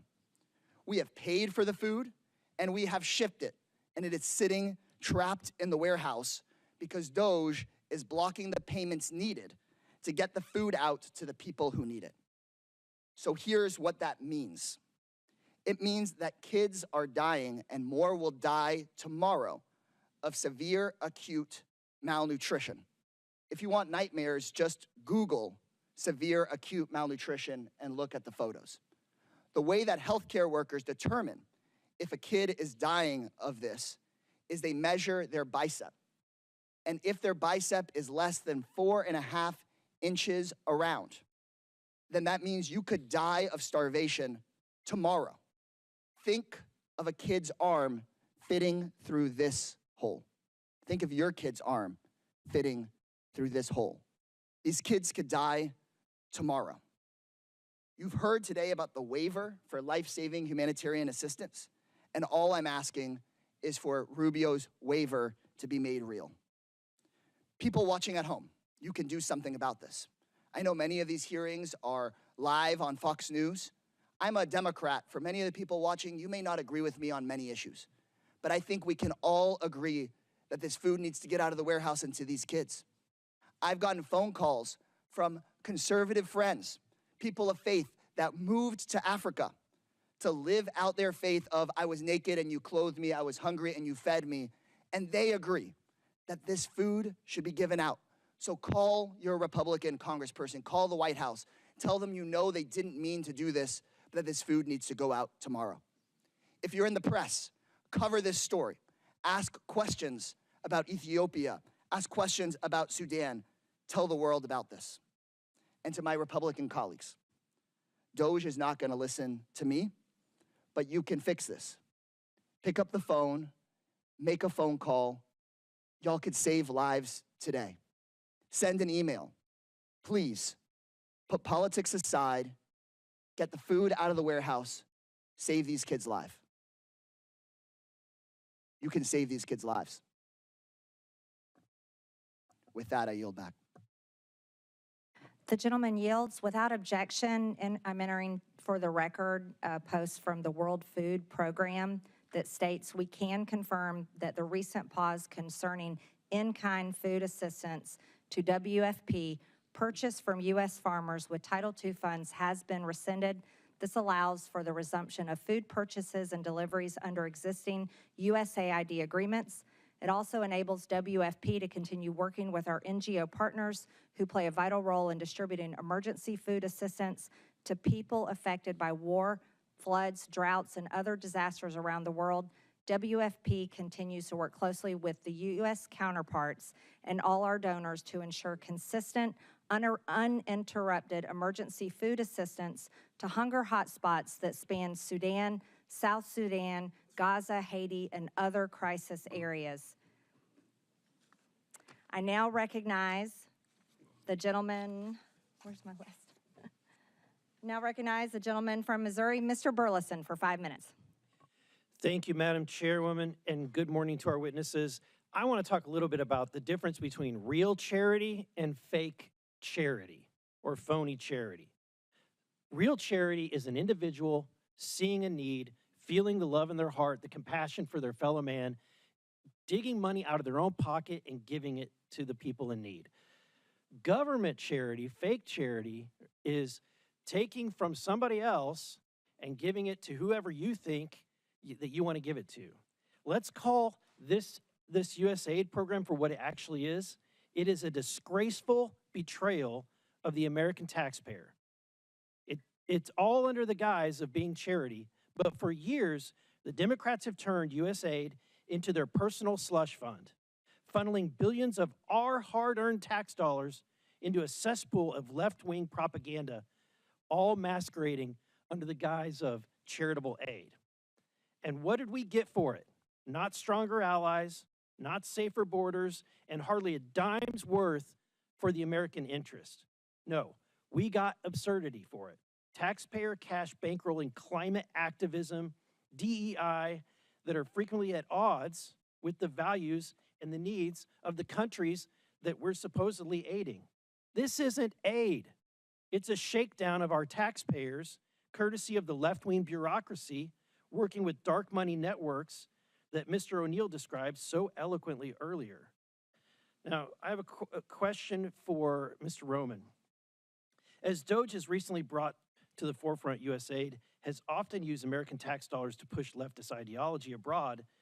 One of these areas is exporting radical renewable energy agenda, which I believe is not only not in the best interest of the U.S., but it's also detrimental to the very countries that the aid is supposed to be helping, subsidized by anti-competitive energy policy. Can you touch on the impact that this policy has? Without being a meteorologist or climatologist or geologist, I can't necessarily speak about energy, but I can speak more largely about the sponsorship of agendas which are anathema to American interests abroad. Specifically in the report that we published about 3 weeks ago, we were finding that there were special interests who would come to USAID contract officers, they would make recommendations, and it was basically the granting like a political commissar in the Soviet Union would do to his favorite unit, rather than looking at what was actually good for the United States. Thank you. Mr. Pimarak, it was once quoted by Samantha Power. She declared that USAID is a climate agency. And so DOGE recently canceled 10 climate and clean energy programs, including a nearly $85 million award aimed at increasing clean energy in Africa. Also, a $18.7 million program for electric vehicles to be adopted in Nepal. My question to you is USAID a climate agency? They wasted a lot of money on it. I can't think of any other agenda that has caused as much poverty and hunger as the climate agenda. For example, the higher energy costs hits the poor the hardest. For poor farmers in Africa that have to rely on natural gas-based fertilizers, it became too expensive, so crop yields just plummeted. And these countries at the same time were prevented from developing their own fossil fuel industries in which they could generate the income to finance their own social services. Thank you. My last question has to do with the promotion of values outside of, outside of the values of the United States and Western culture. As a member of Congress, I've had diplomats from other countries come meet with me in my office and beg us to stop using the aid that we're sending to their country as a leverage point to force them into doing things that their countries find abhorrent. One of those is the promotion of abortion. USAID is being used to push ideologies, including abortion ideology, across the globe. In fact, during the Biden administration, one of his first actions was to sign a memorandum reinstituting the foreign aid to abortion programs. But Mr. O'Neill, that jeopardized the same funding that was supposed to be helping people with AIDS. Yeah, we've seen throughout the Biden administration the impact of these far-left organizations propped up by the left's dark money network, pushing a host of causes, particularly on abortion. I have a big chapter talking about the prosecution of pro-life protesters. Thank you. I yield back. I now recognize the gentlelady from Texas, Ms. Crockett, for 5 minutes. Thank you, Madam Chair. I just want to see if we can level set, because I don't know if people truly understand the point of USAID. First of all, can I just ask you really quickly, each of you, yes or no? Do you believe that soft power matters? Yes or no, Mr. Unger? Yes. Yes. Yes. Absolutely. Okay, so for the American people, because I don't know that there's been a conversation about soft power, but soft power is basically our way of building diplomacy around the world. And so how we build that diplomacy probably looks different in every different administration. But the issue that I have right now is that some would argue that we've taken a butcher knife where we need a scalpel, or others would just say that we are throwing out the baby with the bathwater. But either way, we are not accomplishing our goal, because as it's been laid out, we have people that have gone hungry, we have people that have died. So let me try to make sure that people understand what it is that soft power is, which is building diplomacy. The next part of that I want you to understand, those of you that are watching, is that as members of Congress, we do have congressional oversight to the extent that we actually travel the world. We go, we sit down with world leaders, we talk to them about the programs that we have, we talk to them about trade. We also have an opportunity to go and visit and talk and see exactly how our dollars are being spent. And if you are a good member of Congress, you do that. And I do want to tell you about an experience in Africa, but I got to get through these other remarks. So if I have a chance, I'm going to tell you why I believe in this with my whole heart. We all know that my Republican colleagues have a weird fetish with dictators or wannabe dictators. So it should not come as a surprise that they're here attacking global democracy programs. For 6 decades, USAID has been vital in reducing global poverty and hunger, helping to resolve health threats like the Ebola outbreak, which reached Dallas, where I represent, in 2014, and countering regional threats from Russia and China. Not only is pro-Putin President Trump threatening economic warfare against our closest allies and partners, he's blaming Ukraine for Russia's invasion, threatening military force against Greenland, and starting tariff wars with Canada and Mexico. He's also defying a court order to release billions of dollars in U.S. foreign aid. This committee should be providing oversight of the executive branch's illegal impoundment of federal funds. But we're here today so that the chairwoman can peddle new conspiracy theories about U.S. foreign aid. The dismantling of USAID is just another part of the Republicans' chaotic foreign policy and pro-dictator agenda. Republicans are turning their backs on American farmers who provide nearly half of USAID's global food assistance. I'm gonna stop here really quickly, because I think what happens is that when the American people hear that we're sending out money, they believe that we're just dropping bags of money places. And that's not what we do. But let me tell you, China does. China does, because I've sat down and I've talked to people, and one of the reasons that we are behind China is because they have argued that there is no red tape, and China is like gangsters. Like, think about the biggest, baddest guy offering you money when you want it, like a loan shark, right? And then when they come back to get their money, they want your firstborn, your secondborn, and everybody else. That is who China is. But a lot of people that are desperate for money, they go for that, because in America, we're going to say, no, no, no. We're going to take care of our farmers. We're going to make sure that our farmers are the ones that are giving you the food. We're going to make sure that if you want arms, those arms are going to come from us. So I want people to understand, we don't just go with black bags and drop off bags of money like that. It's not that simple. But I want to get to a couple of questions because I know I'm running out of time. Mr. Unger, the chairwoman stated that, quote, the federal government has been sending billions after billions of dollars to push left-wing ideology, fund radical extremist groups, and usurp the will of the people abroad and here at home. Is saving 20 million lives through the president's emergency plan for AIDS relief, or PEPFAR, part of some left-wing ideology? Yes or no? No, in fact, Okay, I gotta PEPFAR go. was created by Republicans. It was created by Republicans. Thank you for that fact. In fact, it was a Bush, a Texan. What about eradicating polio in nearly every country and cutting malaria deaths in half? No. Okay. So here's the other thing, and I don't know if anybody knows the answer to this question. We have been talking about USAID and trying to pretend like it's the devil, but when we look at the numbers, is it 50% of our budget that goes to USAID, Mr. Unger? Yes or no? The money that goes to AID is less than 1 cent if all of the federal budget is $1. Thank you. It is less than 1% of our budget. So we are focusing on less than 1% instead of the other 99%. I need the American people to wake up and recognize and start asking questions about these other areas, such as The where gentlelady's line time of has is money. expired. I now recognize the gentleman from Georgia, Mr. Jack, for 5 minutes. Chairwoman, Chairwoman, I wanted to ask for unanimous consent to enter an article into the record from this morning. It is an article from the Washington Post this morning titled, Judge Orders Trump Administration to Pay Millions in USAID Funds that the UN World Food Program is owed more than $820 million in funds, from just this morning. Without objection, so ordered. Mr. Jack? Well, thank you, Madam Chairwoman, and I want to commend you for holding hearings, trying to ensure that the taxpayer dollars is held accountable. Our last hearing, I just want to note for the record, we discussed the $2.7 trillion over the last 20 years that has been distributed through improper payments and wasted, taxpayer dollars wasted over the last 20 years, $2.7 trillion. And one of the things I want to talk about today are some of the general waste, fraud, and abuse we've seen within the USAID program. So if I could start with Mr. Primorak, what was USAID's original mission and mandate, and how has the agency strayed from those initial priorities from your perspective?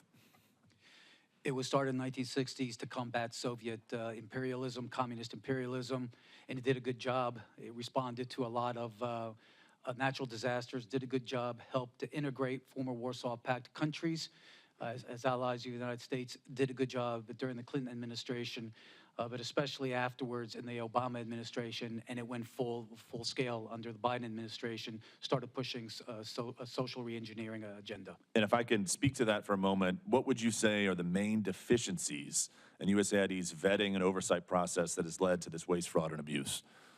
It's an aid industrial complex that refuses to have accountability and oversight. And Mr. Roman, if I could ask you just to expand upon that.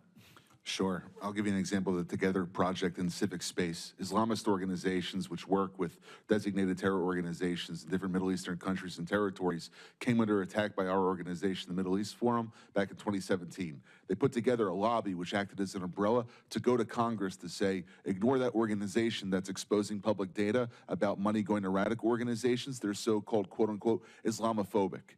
So by using politically charged language, they try to cover up their associations with terror organizations. Then they went back to USAID, said, look, Congress is going to fund us now because we lobbied for successful bills, and they got more money. And what steps would you say, Mr. Roman, are needed to be taken to ensure grant recipients follow the rules and cooperate with the policies in place? I think there's a gap in vetting and enforcement, allowing funds to move both directly and indirectly to extremist-linked groups. You have to have a pipeline where all the money that's coming out of U.S. government coffers is traceable exactly to which organization and subgrantee it goes to. And then once, if you have $1 touch one individual, that individual or that organization has to report back to be compared against U.S. vetting databases before a check is cut to them. And if I could ask the same question to you, Mr. Primarak, what are some steps we could take to ensure the grant recipients don't evade some of the requirements needed? I think we need to have a consolidated website where every single award and sub-award is on there, where not only members of Congress can look at it, but the American people who fund this can go through it. And that's the kind of transparency and accountability that's going to force folks to be careful what they do. And if I can just ask, we'll go back to Mr. Roman. I really appreciated that example.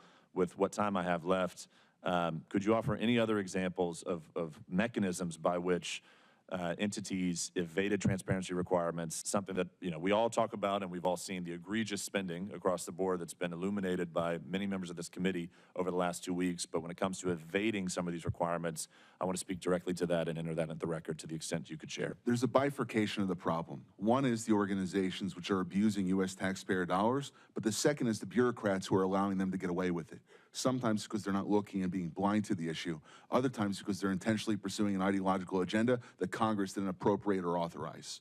You have to direct funding to have individuals that are getting money to be able to authorize that money, and the reports on the grants that they make after the funding period is over should also be publicly available rather than just how much money was spent.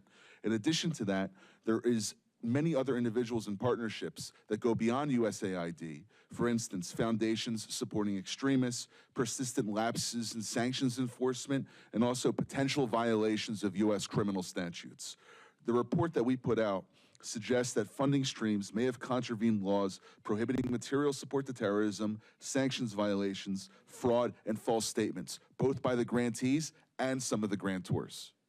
Well, I appreciate the testimony from both of y'all today and for all witnesses for appearing before the committee. Ultimately, I think what the chairwoman's been trying to do through these hearings is try to ensure that American taxpayer dollars are protected and used to the betterment of American citizens and our interests here in our country, and they're not wasted. And if I could just spend, Madam Chairwoman, the last 20 seconds of my my questioning today noting that we in our committee should have a decorum. And the other side, after our last committee hearing, which should have been a bipartisan issue, talking about waste, fraud, and abuse within government programs going out the door, shortly after that hearing, one of our committee members called for real weapons to be brought to this political debate. And I think that's atrocious. I think that's egregious. And I would just like to note, I will reclaim my time, but I'd just like to note, Madam Chairwoman, that I think you're not recognized, Ms. Stansbury. You're not recognized. Out of time, and you're spreading lies. You're not recognized, Ms. Stansbury. So I will just close by saying we should have more decorum in this and expect it, especially from the American taxpayers who are paying our salaries to be here. Thank you. Thank you. And I do want to agree with that. There was a member of this committee that went on CNN and said it's time for actual weapons to be used. That is documented. It's on video, and we will not tolerate that type of language and calls for violence on this committee. I now recognize the gentleman from Texas, Mr. Gill, for 5 minutes. Thank you, Madam Chairwoman, and thank you so much for holding this hearing today. We've heard throughout this hearing a bit more of the same shrill calumny against President Trump and Elon Musk that we've been hearing for months now. But I am happy that a few of our colleagues did concede that we need more oversight and auditing of our foreign aid. I'd like to remind them that every time Republicans try to do that and audit where government money is going, they try to stonewall us. So I hope that they will get on board with protecting the American taxpayer. I think as it relates to foreign aid, to the extent that we do engage in foreign aid, it of course should advance American strategic geopolitical interests, our commercial interests, and of course should help ameliorate major humanitarian crises. But it ought to be rooted in realism, which is a recognition that we have strategic interests abroad that we ought to advance, and it ought to be rooted in a rational conception of the way the world actually is, and not the way some leftist secular bureaucrat at USAID believes the world should be. I think that forcing transgenderism and novel sexual fetishes on more traditional cultures does not advance American interests. It alienates the United States on the world stage. We've also seen USAID money going to oppose many of our allies abroad. Madam Chair gave a few examples, and I'll give a few more here. We've seen USAID money funding efforts to influence elections in India against Prime Minister Modi. We've seen our ally Hungarian Prime Minister Viktor Orban accusing USAID of funding left-wing media outlets that are opposing him. We've seen USAID give $12.5 million just last year to the American Near East Refugee Agency, whose staff openly called for violence against Jews. The Refugee Agency also funded projects of the Unlimited Friends Association, which is a proxy organization for Hamas. This is not advancing our strategic interests abroad, and these are not promoting American values. Mr. Unger, I've got a couple questions for you. You've mentioned USAID as representing American ideas in action. Is that right? Yes. Do you believe that spending over $3 million for being LGBTQ in the Caribbean is a reflection of American ideas in action? I believe that the programs that are focused on global health just and yes or food no is security, fine.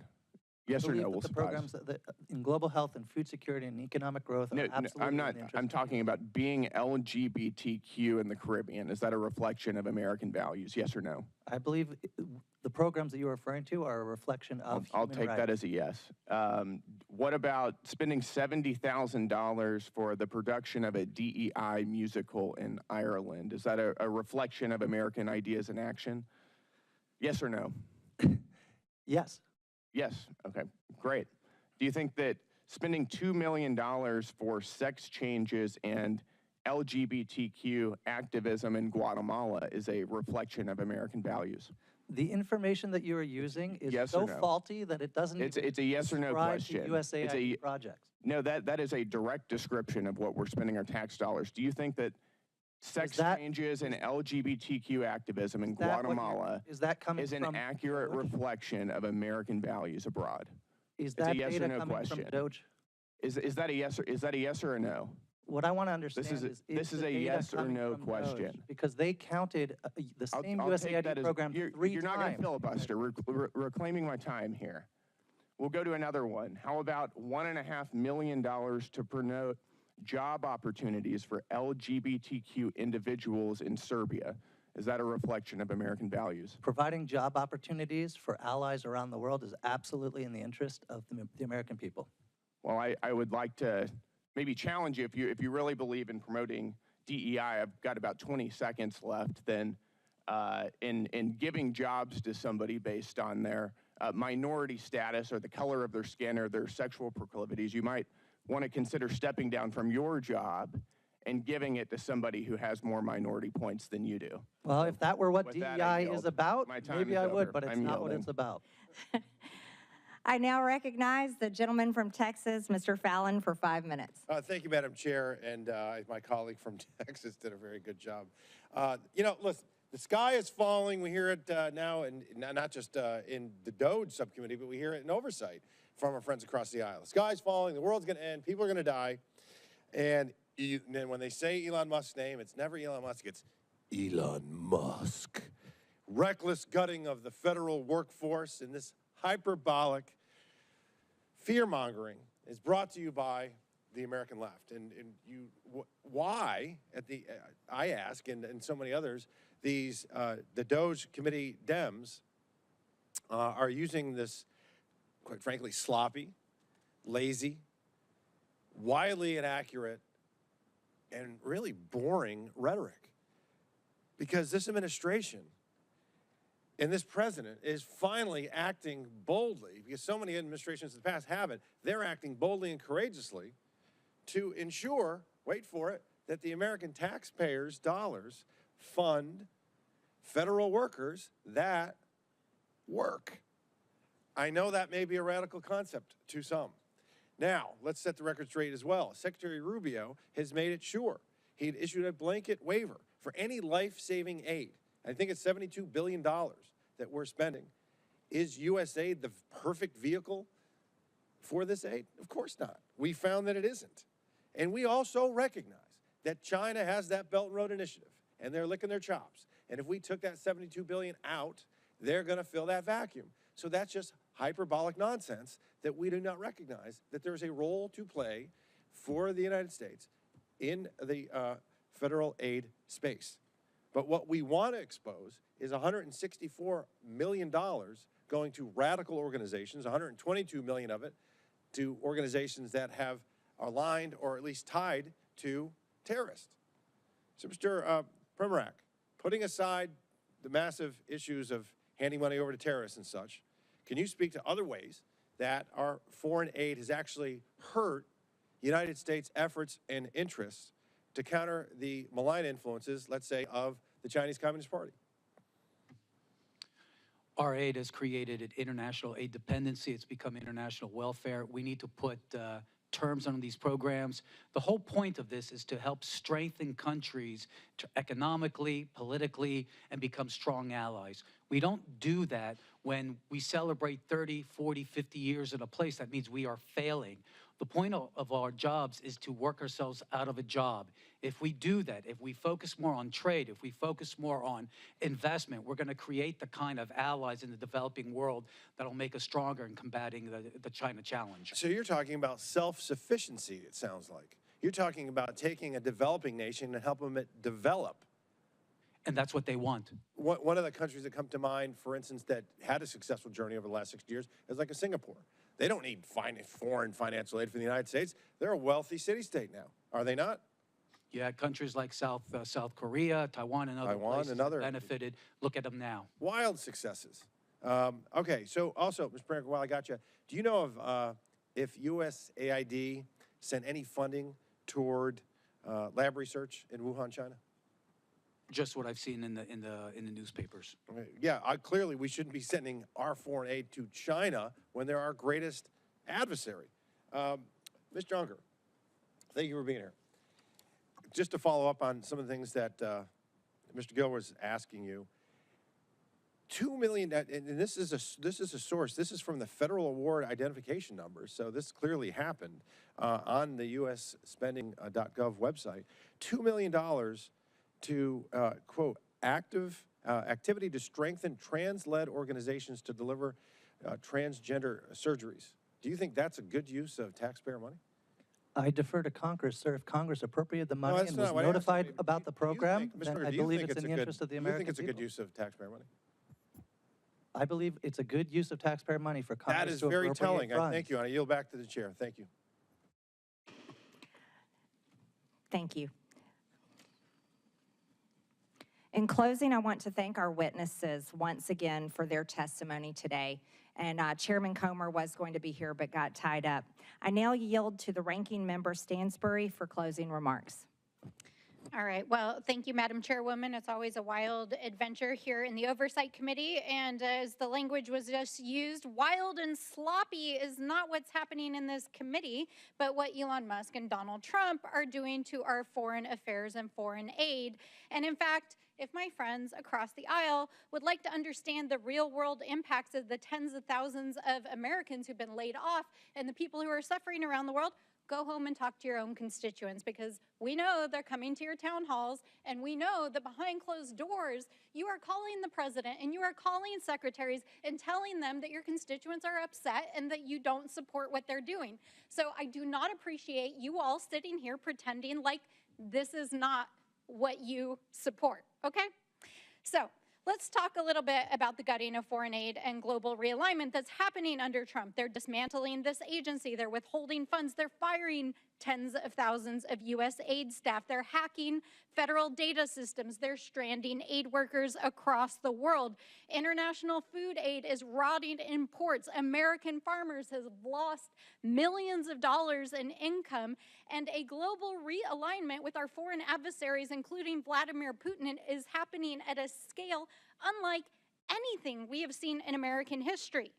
And the administration knows that these activities are illegal. They know that they've overstepped their constitutional authority. They know they're violating statutory law. They know they're violating appropriations law. They know that they're violating federal employment laws. And they know that they are reversing American foreign policy in a way that we have never seen before. And Donald Trump and his allies are trying to redefine the Constitution by tweet. They're threatening federal judges, intimidating federal employees, and yes, even members of Congress using the Department of Justice. And why? We don't know, because not a single person from the administration has come here to testify in this committee or in any committee about what DOGE and Elon Musk are actually doing.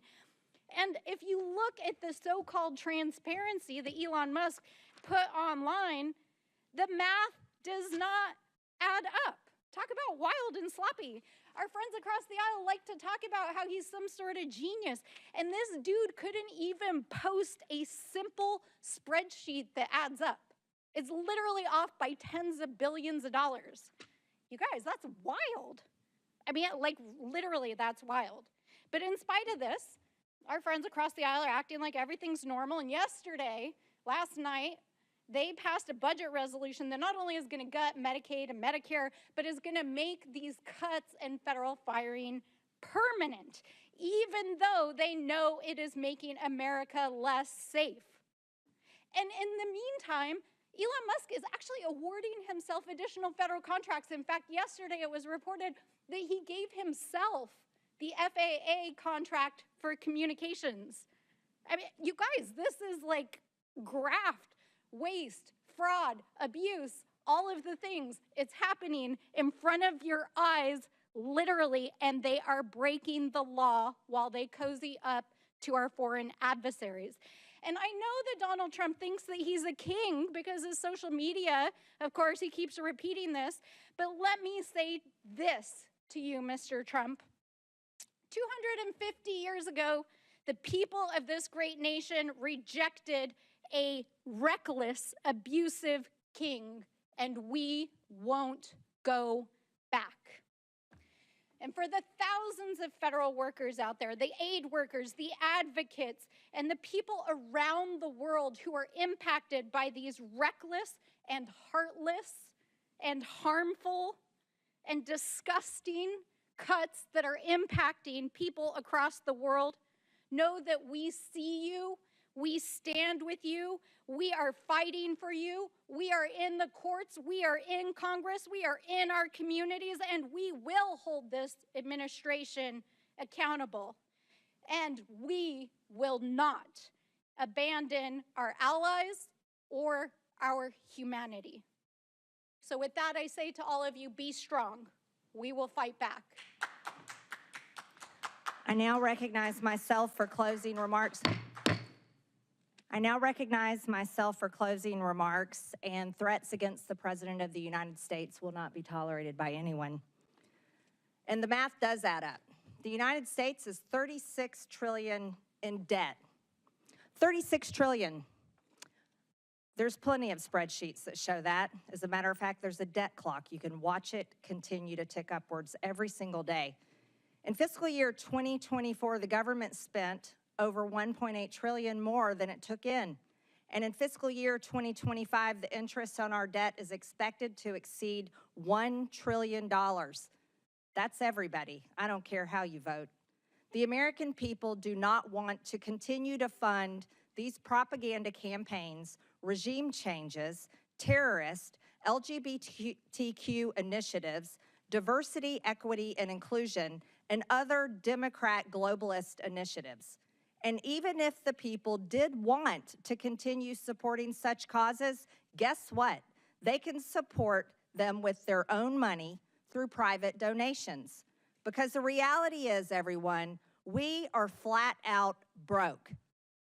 If the U.S. government operated like any other private business, which it should, by the way, it would be completely bankrupt and it would be out of business. Last year, we spent almost $2 trillion more than we took in. The United States government is not a charity, and it is not to be used and abused by the bureaucracy to implement the far left's agenda and impose it on the entire world.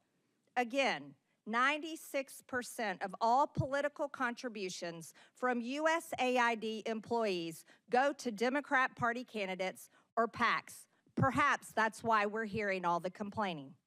The revolving door between USAID employees and NGOs that receive USAID funding is undeniable.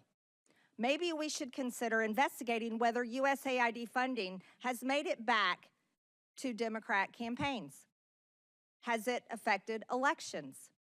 The real questions the American people deserve to know answers to are these. Why are we funding 9 out of 10 news outlets in Ukraine? Why was former USAID Administrator Samantha Power visiting Hungary for the purpose of strengthening democratic institutions when Hungary is a country that is strongly democratic and members of the EU and NATO? Why was USAID co-funding joint programs with George Soros' Open Society to promote radical social agendas throughout the developing world? Why is USAID involved in the canceling of elections in Romania? Why is USAID involved in funding court changes in Albania that resulted in the prosecution of the Albanian opposition leader? Why is USAID funding censorship laws in Brazil to silence Bolsonaro? Why is USAID involved in funding the Syrian civil war? What we have learned here today is that USAID has been used as a tool by Democrats to brainwash the world with globalist propaganda to force regime changes around the world. But if USAID funded terrorism that resulted in the death of Americans, then this committee will be making criminal referrals. Lastly, if this is the funding that has come from the USAID, the United States Agency for International Development needs to be abolished. With that and without objection, all members have 5 legislative days within which to submit materials and additional written questions for the witnesses, which will be forwarded to the witnesses. If there is no further business without objection, the subcommittee stands adjourned.